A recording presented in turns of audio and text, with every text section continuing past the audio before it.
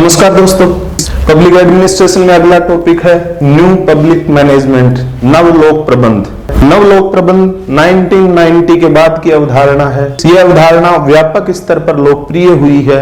न केवल विकसित देशों में बल्कि भारत जैसे विकासशील देशों ने भी इस अवधारणा को व्यापक स्तर पर इंप्लीमेंट किया है। जब भारत में 1991 में इकोनॉमिक रिफॉर्म्स हुए, उन इकोनॉमिक रिफॉर्म्स को हम न्यू पब्लिक मैनेजमेंट से जोड़कर देख सकते हैं। नवलोक प्रबंध के बारे में आपकी पुस्तक में सब कुछ दे रखा है, सैद्धांतिक रूप से क्या है। आज हम इसके अवधारणात्मक पक्षों को स्पष्ट करेंगे ताकि आप अपनी किताब जब पढ़ें तो बेहतर समझ विकसित कर सके।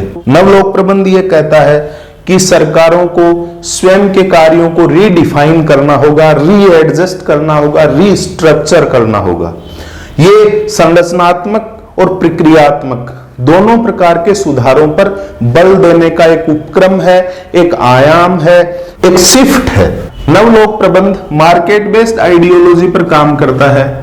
नवलोक प्रबंध ये मानता है कि जिस तरीके से बाजार काम करते हैं, जहां बहुत सारे विकल्प अवेलेबल रहते हैं कस्टमर के पास, उसी तरह से सरकारों को अपनी सेवाएं और जो उत्पाद हैं वो प्रदान करने के लिए अपने सिटीजन्स को ग्राहक समझकर उसके पास विविध विकल्प उपलब्ध करवाने चाहिए ताकि वह सर्वश्रेष्ठ विकल्प में से स्वयं अपने हित के अनुसार, अपनी सुविधा के अनुसार उन विकल्पों में से श्रेष्ठ विकल्प का चयन कर सके। दोस्तों, नवलोक प्रबंध ये कहता है कि सरकारों को स्वयं को केवल और केवल जो एसेंशियल सर्विसेज हैं, केवल उन्हीं तक स्वयं को सीमित रखना चाहिए। नवलोक प्रबंध ये कहता है कि हमें ऐसी प्रक्रियाएं विकसित करनी होंगी जो निष्पादन में अभिवृद्धि कर सकें। नवलोक प्रबंध का आधार है फ्लेक्सिबिलिटी, यानी जो स्टैटिक ऑर्गेनाइजेशंस हैं उनकी बजाय हमें फ्लेक्सिबल ऑर्गेनाइजेशंस की तरफ अग्रसर होना होगा। हमें ऐसी प्रक्रियाएं, ऐसे रूल्स, ऐसे रेगुलेशंस डेवलप करने होंगे कि सिचुएशन के अकॉर्डिंग हम उन रूल्स, रेगुलेशंस, प्रोसीजर्स को रीडिफाइन कर सकें, उनको इंप्लीमेंट कर सकें। एमपीएम का फोकस है value for money, cost cutting पर बल देने का सबसे श्रेष्ठ तरीका है पब्लिक चॉइस थ्योरी, यानी मार्केट में हमें विविध विकल्प विकसित करने होंगे।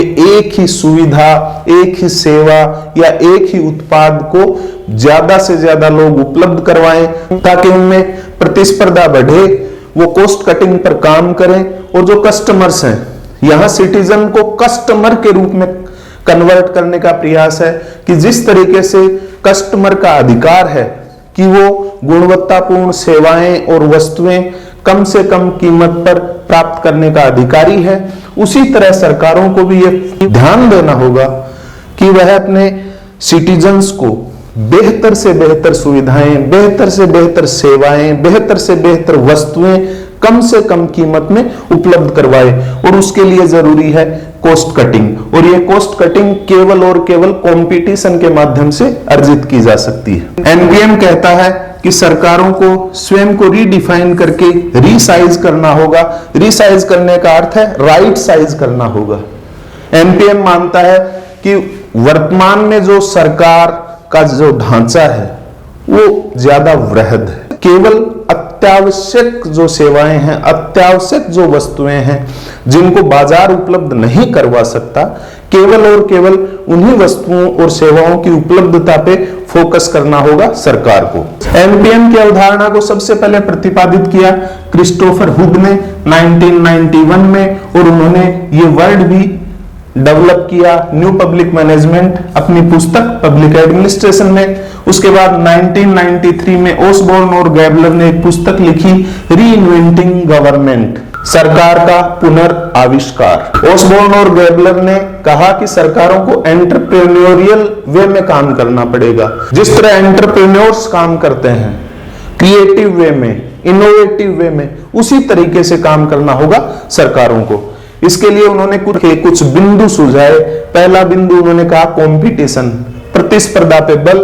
उन्होंने कहा कि सिटीजन्स को एम्पावर करना आवश्यक है, आउटपुट पर ओरिएंटेशन देना होगा। हमें इस बात पर बल नहीं देना होगा कि इनपुट कितना है, बल्कि पर यूनिट इनपुट से कितना आउटपुट प्रोड्यूस कर रहे हैं। तो आउटपुट ओरिएंटेशन है, ये मिशन पर फोकस करता है, ना कि रूल्स पर।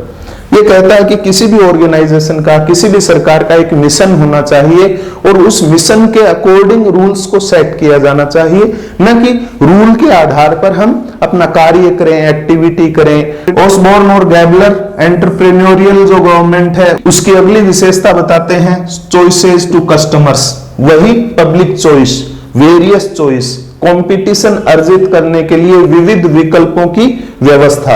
इस व्यावसायिक सरकार की अगली विशेषता है प्रिवेंट प्रॉब्लम्स, यानी सरकार को इस बात पर ध्यान देना चाहिए कि समस्याएं उत्पन्न ही ना हो, क्योंकि समस्या उत्पन्न होने पर उस समस्या के समाधान में बहुत ज्यादा व्यय करना पड़ता है, बहुत ज्यादा खर्च करना पड़ता है। व्यावसायिक सरकार की अगली विशेषता है डिसेंट्रलाइजेशन या विकेंद्रीकरण, यानी विकेंद्रीकरण के माध्यम से हमें स्थानीय स्तर पर स्थानीय समस्याओं का स्थानीय तरीके से समाधान खोजना होगा और इसमें स्थानीय लोगों की भागीदारी सुनिश्चित करनी होगी।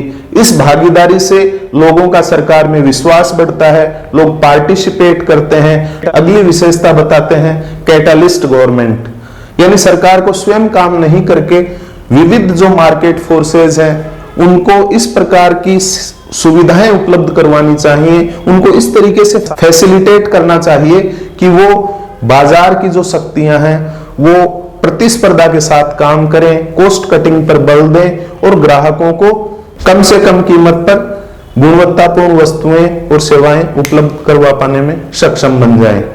यही है नव लोक प्रबंध। इसके बारे में हम आगे भविष्य में और भी विस्तृत चर्चा करेंगे। आज के एपिसोड में इतना ही। धन्यवाद, नमस्कार।